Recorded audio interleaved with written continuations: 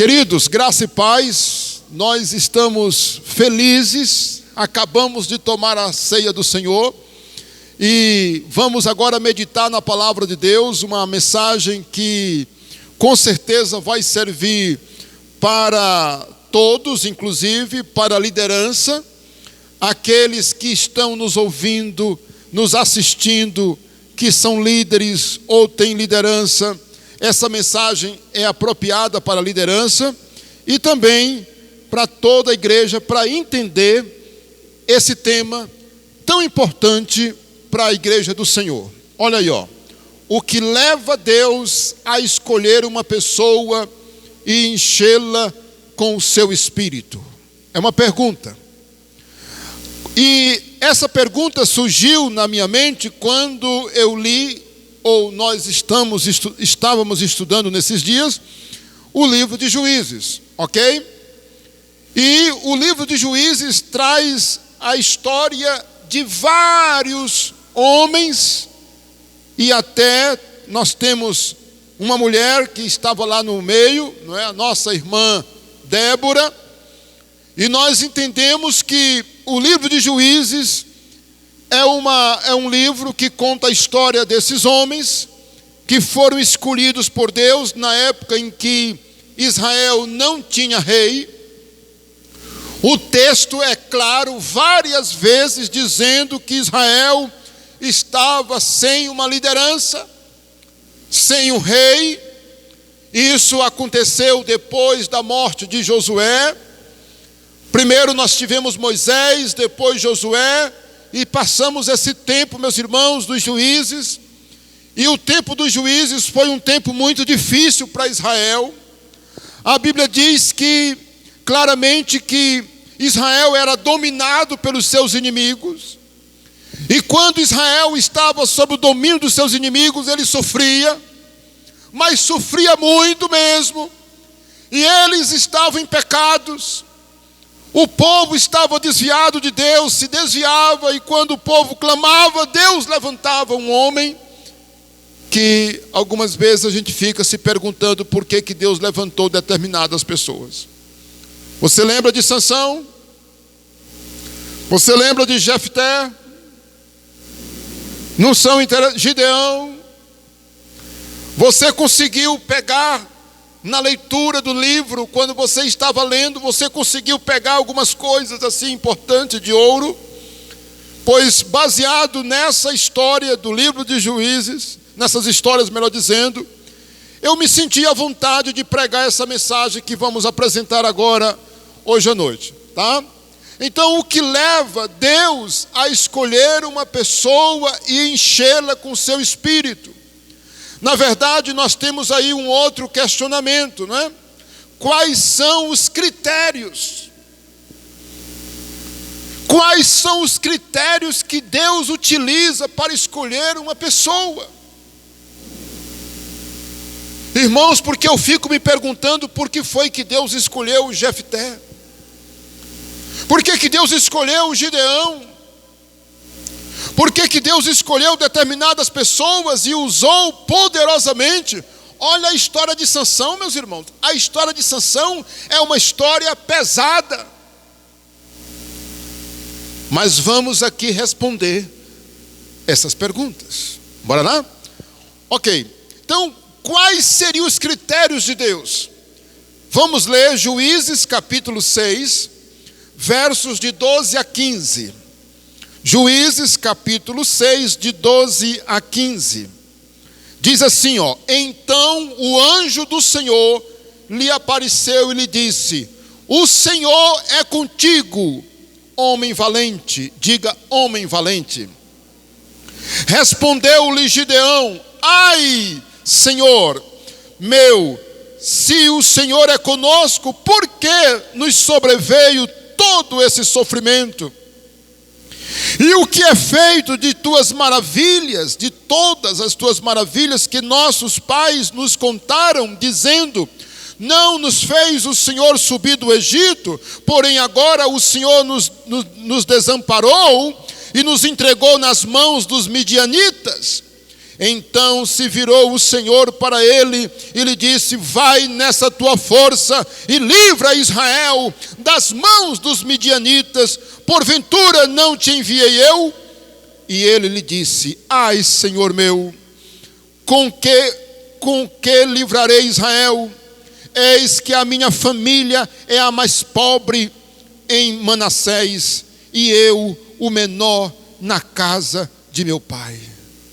Meus irmãos, veja, versículo 16: tornou-lhe o Senhor: já que eu estou contigo, ferirás os medianitas como se fosse um homem só. Olha aí, meus irmãos, olha aí que Deus chamando Gideão para uma missão, e você vê que Deus de repente chama Gideão. Gideão fica impactado com o chamado de Deus. E aí a pergunta que não quer calar é essa: o que foi que Deus viu em Gideão? O que foi que Deus viu em Gideão? Eu poderia fazer a mesma pergunta lembrando de outras pessoas. O que foi que Deus viu, meus irmãos, em Pedro? Aquele Pedro, o apóstolo. O que foi que Deus viu, meus irmãos, em pessoas como Tomé? Vocês conhecem Tomé? A história de Tomé? Nós conhecemos a história de Tomé. O que foi que Jesus viu em Tomé para chamá-lo para ser apóstolo? Então vamos lá, nós iremos responder.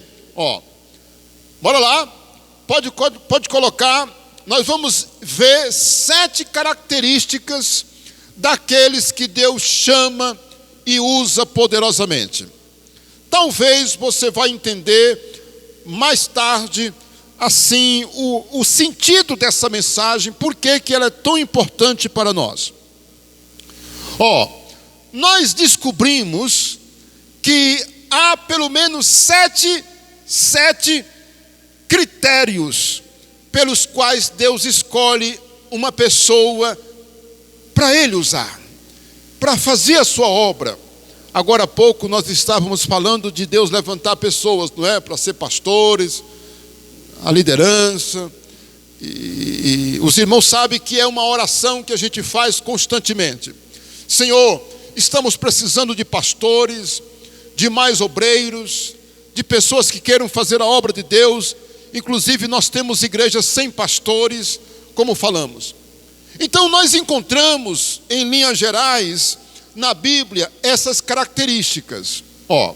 Primeira delas, as pessoas que Deus escolhe são pessoas corajosas ou valentes.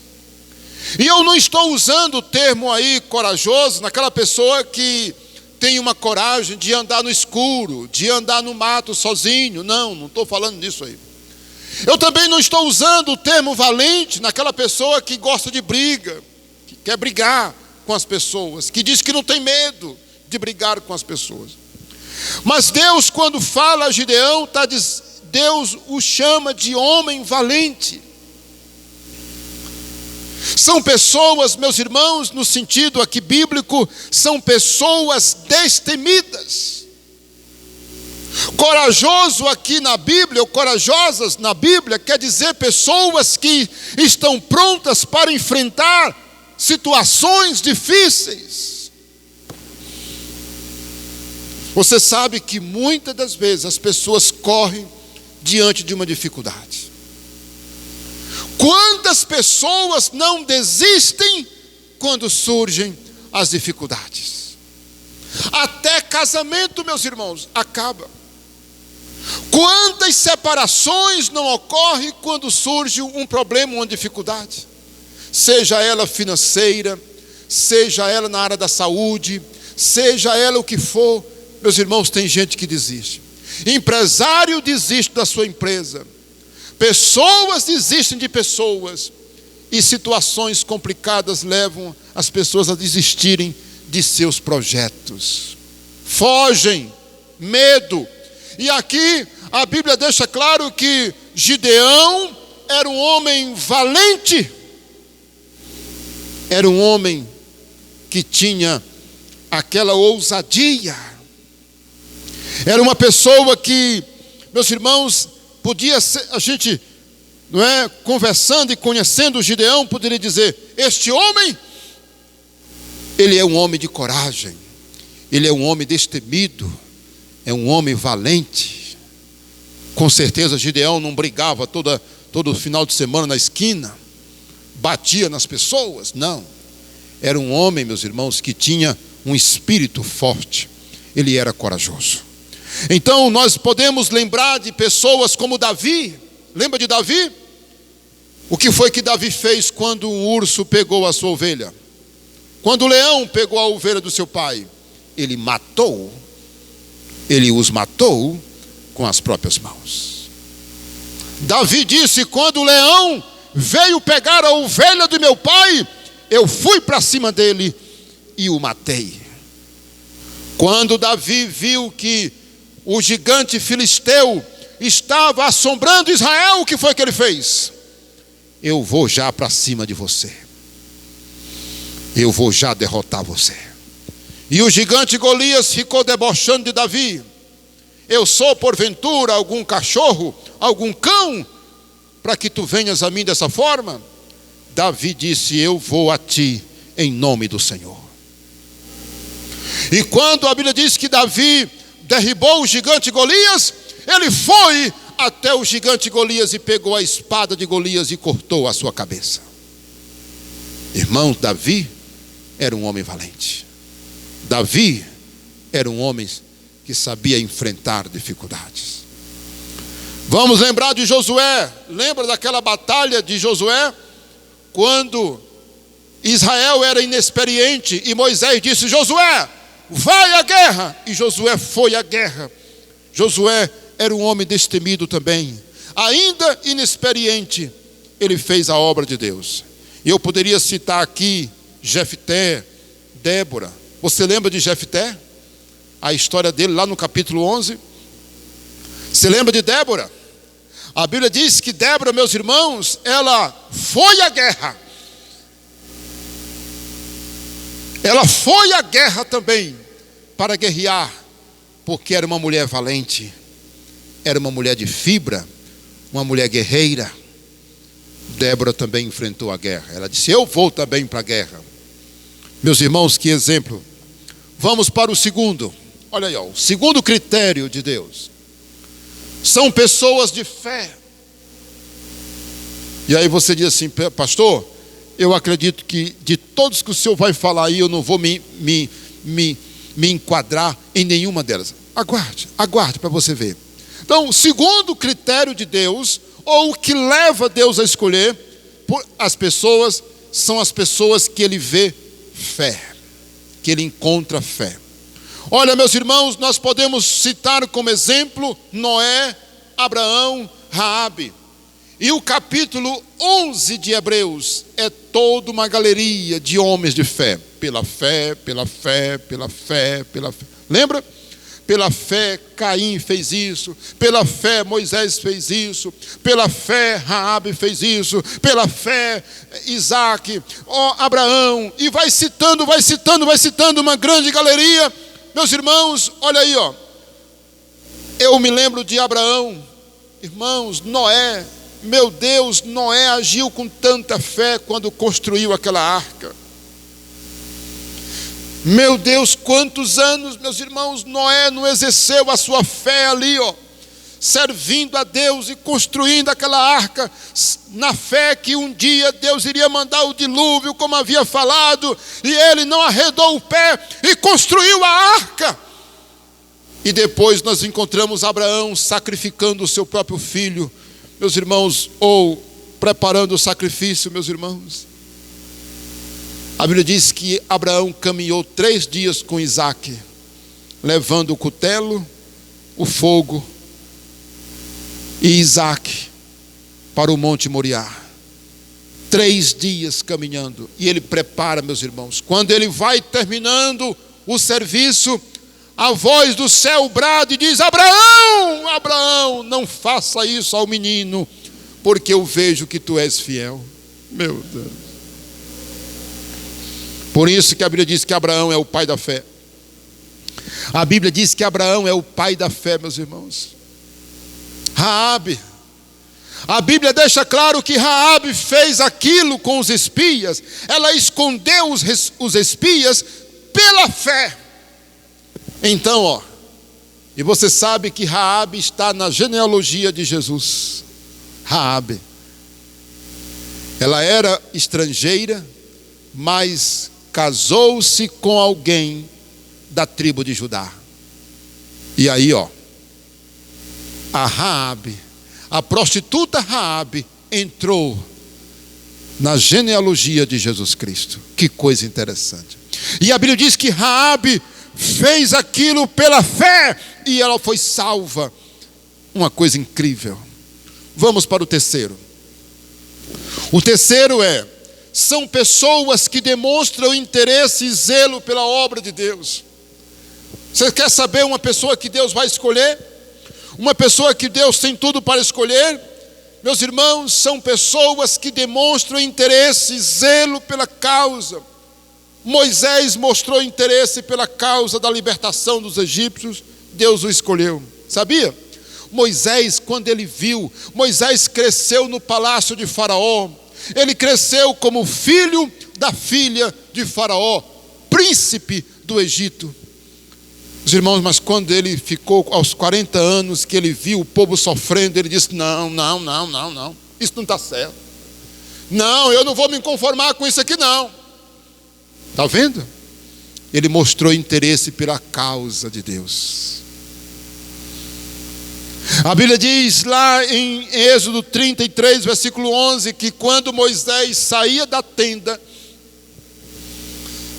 Josué ficava na tenda, orando, adorando ao Senhor. Tem muita gente que pede para o culto acabar, não é?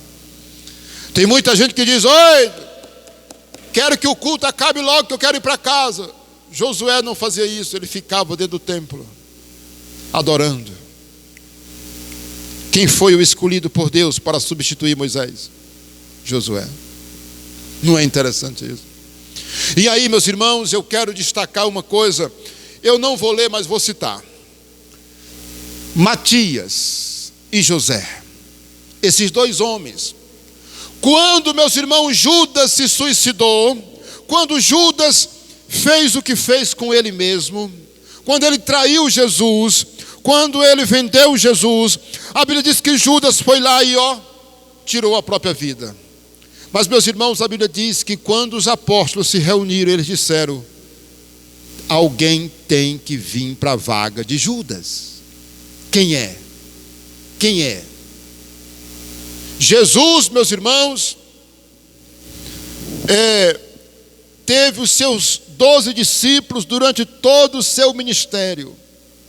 Mas após Jesus Cristo subir para o céu, os 11 apóstolos disseram: vamos escolher alguém para ficar no lugar de Judas. Quem? E aí disseram: Matias e José. Apresentaram o nome de dois. E você sabe qual era o critério? Quem era o critério? Qual era o critério para ele ser escolhido? Apresentar o nome de dois. Alguém que seguiu Jesus Cristo durante todo o seu ministério, desde o dia do batismo até hoje. Olha aí, meus irmãos, desde o dia do batismo. E quando a gente lê a Bíblia, a gente não vê o nome desses homens, só diz que tinha os apóstolos, outras pessoas e algumas mulheres. Lembra agora? E a Bíblia diz que um daqueles homens que seguia Jesus, nem eram apóstolos, eles não eram apóstolos, mas estavam ali, seguindo, e dentre eles, dois se destacaram: Matias e José se destacaram. Aí eles lançaram sorte sobre eles, meus irmãos, está lá em Atos capítulo 1. Atos capítulo 1, a partir do verso 21 e o verso 22. A Bíblia deixa claro a história desses homens. Meus irmãos, escolheram os dois, Matias e José. E a sorte caiu sobre Matias. E o critério era esse: que fosse alguém fiel, que seguiu Jesus Cristo durante todo o tempo. Olha aí, meus irmãos, interesse, né? Eu fico imaginando que Matias nunca pensou, meu Deus, que seria apóstolo. Matias nunca passou pela mente dele que ele seria apóstolo. Mas ele era fiel. Um dia ele foi escolhido para ser apóstolo. Olha aí, ó. Então, pessoas interessadas por a sua obra. Vamos para o 4. O que diz aí o 4? Olha aí o 4. São pessoas disponíveis para servir. Qual é o encontro, o personagem ou os exemplos que nós podemos encontrar aí? Nós temos o caso de Eliseu, um caso maravilhoso, meus irmãos. A Bíblia diz que Eliseu, ele serviu o profeta Elias. E você sabe como foi o chamado dele, não sabe? Eliseu estava trabalhando na sua lavoura, e a Bíblia diz que Elias chegou e disse algo para ele lá, e jogou a capa sobre ele. E quando jogou a capa, meus irmãos, ali estava sendo caracterizado o chamado de Eliseu, e Eliseu imediatamente obedeceu. Então, e naquele Tadel, naquele culto de quarta-feira que nós pregamos um dia desse, nós mostramos, meus irmãos, que Eliseu, ele é um exemplo claro de uma pessoa disponível, e a pessoa disponível para servir não quer dizer que ela seja uma pessoa desocupada. Porque o conceito de ser uma pessoa disponível para servir não quer dizer que ela passa o dia todinho sem fazer nada. Ei, sabia que Deus chama os ocupados? Deus gosta de chamar pessoas ocupadas. Eu poderia até acrescentar um outro critério para ser 8. Mas não precisa. Porque pessoas disponíveis para servir não significa que são pessoas desocupadas. Pelo contrário, pode ser uma pessoa muito ocupada, mas ela está pronta para servir. Lembra do irmão que limpa a igreja que eu falei? Quem é o irmão que está cuidando da limpeza das cadeiras de sua igreja? 10.000 cadeiras. Ele acorda de madrugada e vai limpar as cadeiras da igreja dele. É o empresário com centenas de funcionários nas suas lojas, mas é ele que limpa as cadeiras da igreja dele. Ele quer servir. Nunca me esqueço daquele livro que eu li, que o autor cita um exemplo de alguém que trabalhava com ciência, uma pessoa altamente envolvida com a ciência, mas ele disse: o que eu estou fazendo para Deus? Eu não faço nada para Deus. Ele chegou para o seu pastor e disse assim: pastor, isso me pesa a consciência, porque eu não faço nada para Deus. Eu quero que o senhor me dê alguma coisa para eu fazer. O pastor disse assim para ele: vai cuidar daquela família que mora a 130 quilômetros daqui. E ele ia domingo de manhã fazer a escola bíblica, ia fazer estudo bíblico de manhã, almoçava com essa família, lá cresceu, se tornou uma igreja, o trabalho cresceu, e quando dava de tarde ele voltava para a igreja para assistir o culto na igreja dele durante a noite. E naquele trabalho, na cidade vizinha, se transformou numa igreja. Ele não era pastor, mas ele queria fazer algo para Deus. Então, amados irmãos, pessoas que Deus usa, geralmente são as pessoas que se colocam à disposição, mesmo pagando o preço do tempo. Mesmo pagando o preço do tempo. Pastor Isaías, a minha vida é muito ocupada, pastor. Pastor Isaías, eu não tenho muito tempo, não. Mas, irmãos, diga para Deus que você é disponível. Diga que você quer fazer alguma coisa para Deus. Deus me usa. Deus, eu quero ser útil. Eu quero ser um instrumento em tuas mãos. Eu trabalho de segunda a sábado. Eu trabalho a semana inteira. Pastor Isaías, eu trabalho de manhã, trabalho de tarde, trabalho à noite, mas eu quero fazer alguma coisa para Deus. Eu me coloco à disposição. Olha aí, ó. Deus uma hora usa, e vai te chamar. E você vai poder fazer alguma coisa para Deus. Eu poderia citar os apóstolos também, porque eles eram muito ocupados, sabia? Vamos para o quinta. Olha aí, o quinto. São pessoas firmes na fé, de oração, determinadas a obedecer, coração íntegro. Faltou ali o I, né? Íntegro. Irmãos, deixa eu dizer uma coisa para os irmãos. De quem você lembra? De quem você lembra assim de cara, nesse exemplo aí?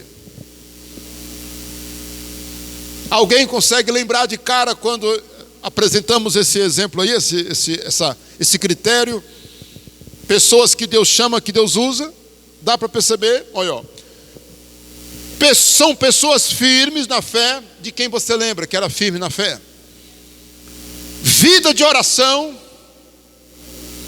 determinadas a obedecer a Deus e coração íntegro. Ali poderíamos acrescentar a palavra boa reputação. Eu ouvi falar, eu ouvi o nome aí, qual foi o nome que eu ouvi? Daniel. Daniel, meus irmãos, é um exemplo de alguém. Irmãos, Daniel foi para a Babilônia garoto. Ele não foi um homem adulto. Daniel jamais imaginou que seria um dos profetas na Bíblia. Daniel com certeza não imaginava que um dia Deus o chamaria para ser um dos grandes profetas do seu reino. Daniel nunca imaginou que ele seria o famoso Daniel da Bíblia. Ele era um jovem e tinha 3 amigos: Sadraque, Mesaque e Abednego. A Bíblia diz que esses jovens, quando chegaram na Babilônia, no palácio de Nabucodonosor, eles não abriram mão da sua fé, da sua vida com Deus, da sua obediência. Irmãos, o livro de Daniel é lindo demais. Pense num livro que a gente não cansa de ler, porque as histórias ali são vibrantes. Olha a história de Sadraque, Mesaque e Abednego na fornalha. Olha a história de Daniel na cova dos leões. Meu Deus, meu Deus. Eu poderia citar outros exemplos, porque nós temos o exemplo de José. E de Isaías. Você pensa que Isaías era o quê? Isaías, ele era da família real. E ele morava no palácio. Mas a Bíblia diz que quando Isaías, escuta isso aqui. A Bíblia diz que quando Isaías teve a visão de Deus, ele disse: ai, vou morrer. Porque ele viu a glória de Deus. Ele pediu perdão. Isaías, meus irmãos, era um jovem que ele tinha senso de santidade. Ele era um jovem firme, por isso Deus o chamou para ser usado. Isaías vivia no palácio. Vamos avançar, né? A gente sabe que daria para falar mais, mas bora lá. Bora lá. Número 6 agora, né? 6. São pessoas preparadas humanamente falando. E aí você disse: agora pronto. Agora o pastor Isaías falou aí que pessoas que Deus usa, não é? São pessoas assim. Deus toma com seu espírito, capacita e tal. Olha, irmãos, e por que são pessoas preparadas humanamente falando? Porque está provado por A mais B que tem situações que Deus usa aquelas pessoas que se preparam. Quem foi o apóstolo mais usado por Deus para pregar o evangelho na igreja primitiva? Paulo. Sabe quem era ele? Poliglota. Um homem que falava várias línguas. Um homem, meus irmãos, que conhecia, era um fariseu que conhecia a lei como ninguém. Ele era um homem que podia fazer uma interpretação, agora que ele conhecia a graça, uma interpretação perfeita da pessoa de Cristo. Por isso que Paulo, quando ele chegava numa sinagoga, meus irmãos, ele convencia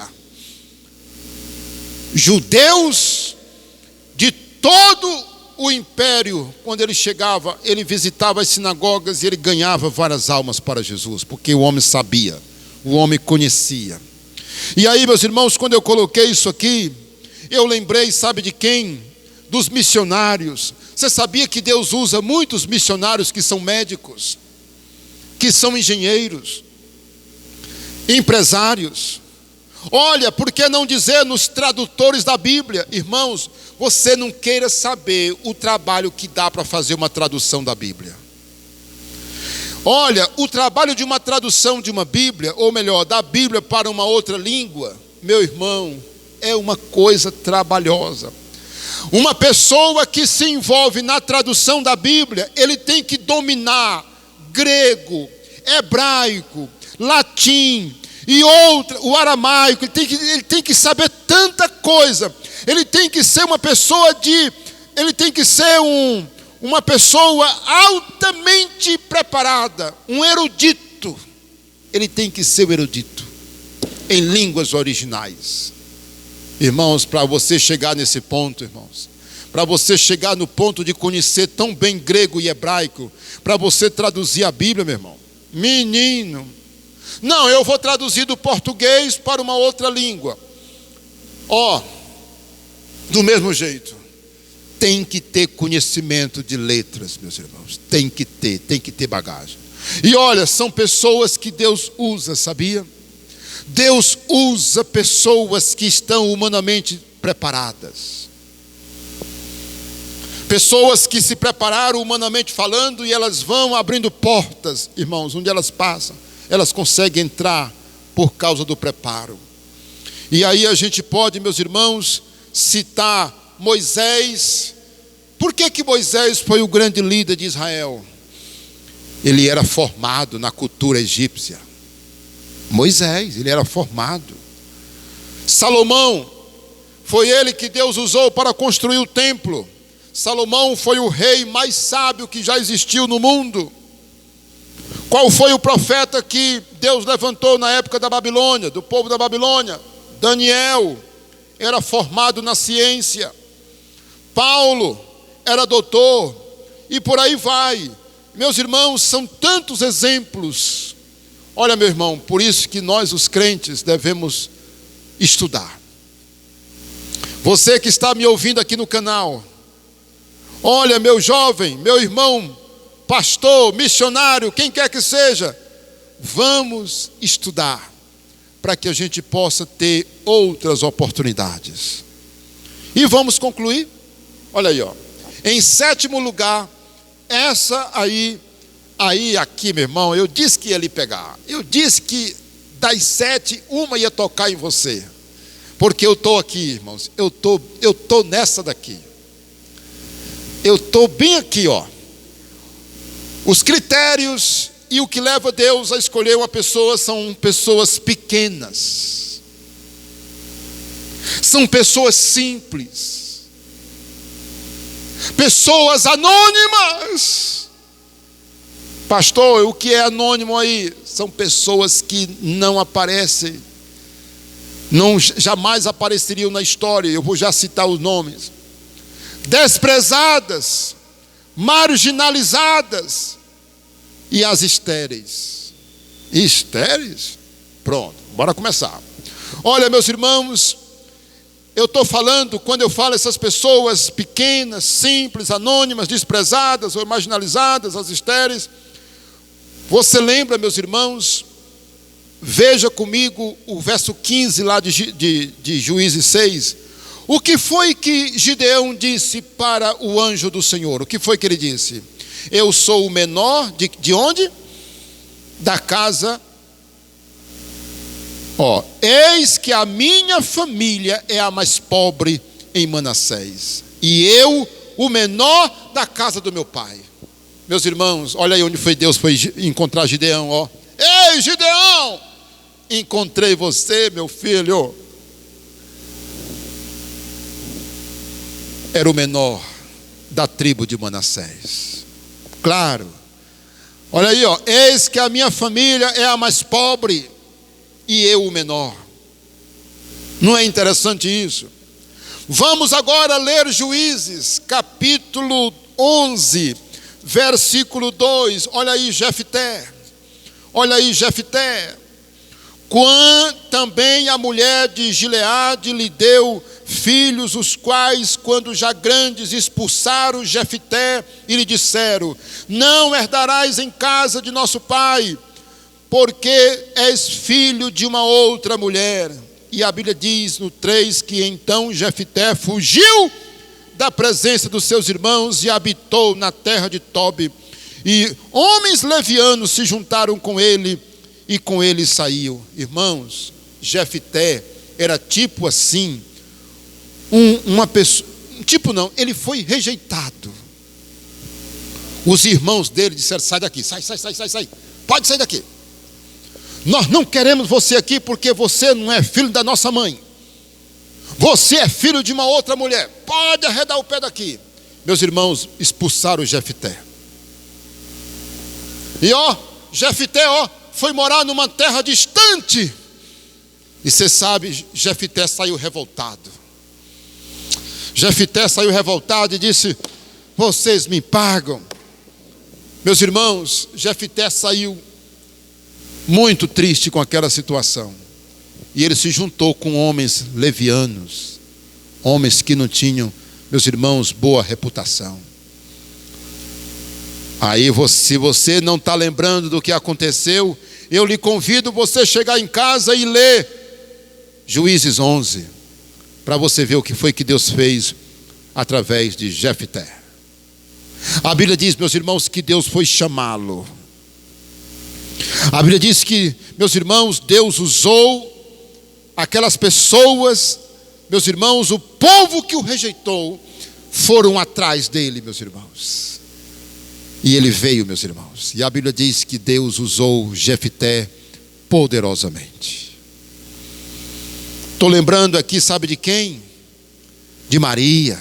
Quem era Maria, meus irmãos? Uma mulher simples de Nazaré. Lugarzinho, bem pequenininho. Nazaré até hoje é pequeno, irmão. Nazaré até hoje é pequeno. Cidadezinha pequenininha, que ninguém dava nada. Pastor Isaías, o senhor falou aí, pessoas marginalizadas, eu entendi que era Jefté. Era tipo marginal.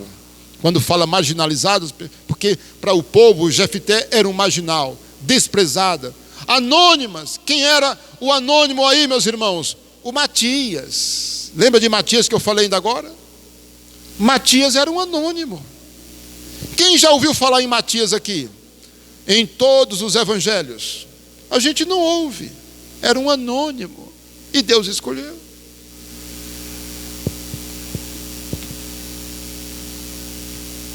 Vamos lembrar, meus irmãos, também aqui das mulheres estéreis.